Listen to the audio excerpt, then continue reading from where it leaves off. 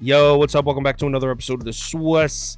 Coming off a 3-3 week 0 plus 0.02 units, so basically a break even. Move on to week 1. NC State at UConn. Interesting matchup here. This line opens up UConn plus 16.5. Total opens up at 50.5. Let's go. Welcome to the Swiss. The Swiss.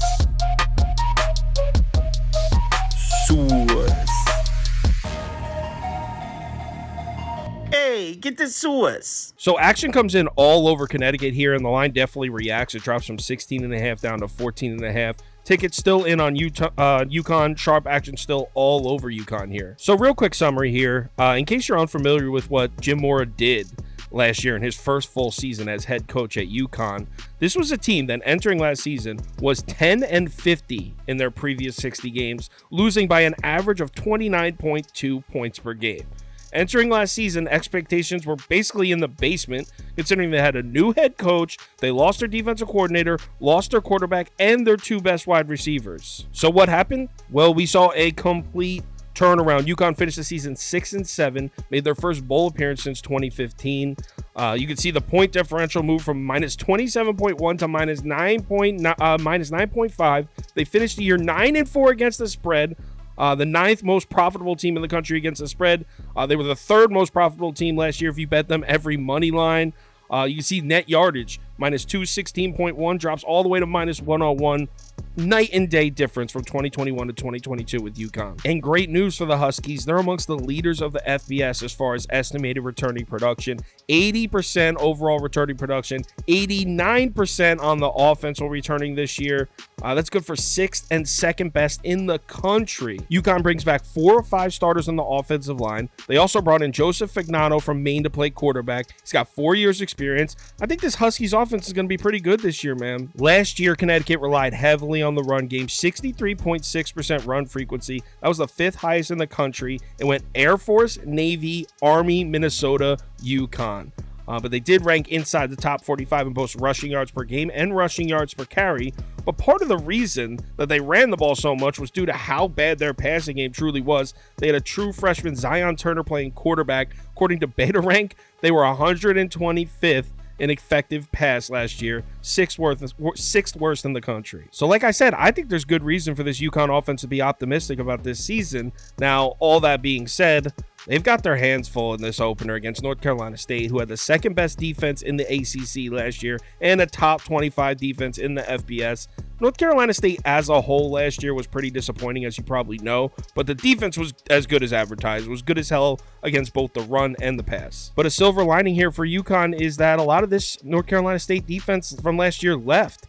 North Carolina State sits at just 104th in the country in returning production. They lost 3 of 4 of their starting linebackers, and that linebacking core was a big part of what made that defense so good. Is NC State's defense going to be bad? No. Still going to be a solid unit, but I think we can definitely expect to see a drop-off in production in comparison to their 2022 season. But on the offensive side of the ball for North Carolina State, I'm expecting to see a big step forward after a disaster of a 2022 season, mostly due to injuries.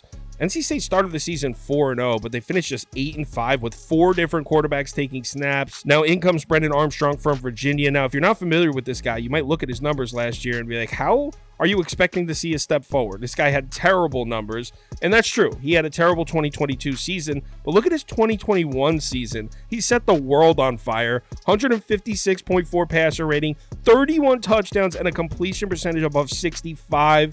He looked like one of the nation's top producers at the quarterback position, but in 2022, that came crumbling down. 109.4 passer rating, 7 touchdowns to 12 interceptions, just 54.7% completions. He looked like a new man and not for the better. So what was the cause of it? Well, a big part of it might be his OC left. Robert Nene was the offensive coordinator for Virginia in 2021, and that offense was humming.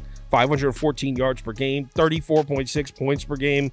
That was 2021. Then Robert Nene leaves after the season. They brought in Desmond Kitchings to take over as OC in 2022, and it was clearly evident that Kitching's system just did not mesh with Brennan Armstrong, and it resulted in him leaving. Obviously, he transferred to North Carolina State, but guess who joins him? Robert Renee, who had a very short tenure at Syracuse, he takes the OC job in North Carolina State. The last time these two guys were together, like I said, Virginia's offense was cooking. So with the two reunited, I think we could see NC State's offense take a huge step forward this year. And you would think this is a prime spot to produce, opening up the season against a UConn Huskies defense that was bottom 40 both overall and an effective pass rate. But NC State's offense could be really one-dimensional. I mean, they had a bottom 40 rushing attack last year. They couldn't run the ball at all.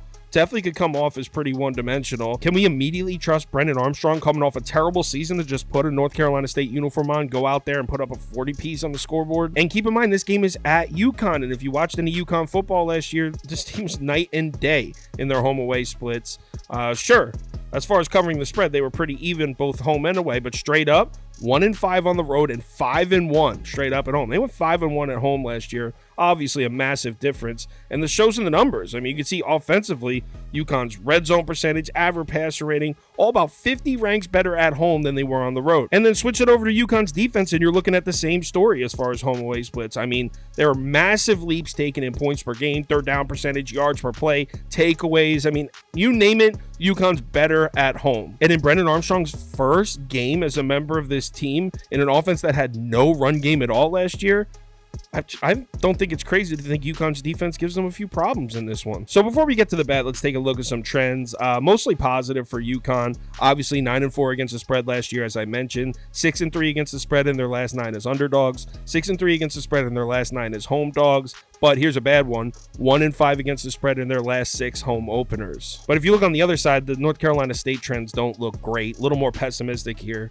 0-2-1 against the spread in their last 3 games against UConn. 2-6 against the spread in their last 8 as road favorites. 6-9 against the spread in their last 15 overall. I know UConn got absolutely rocked in their game against North Carolina State last year, but that was in Carolina, at home in East Hartford, with most of their guys returning and some key pieces gone for North Carolina State. I think the Huskies are going to cover this one. I hate that it's a public dog, but almost positive I'm going to be taking Connecticut in this one.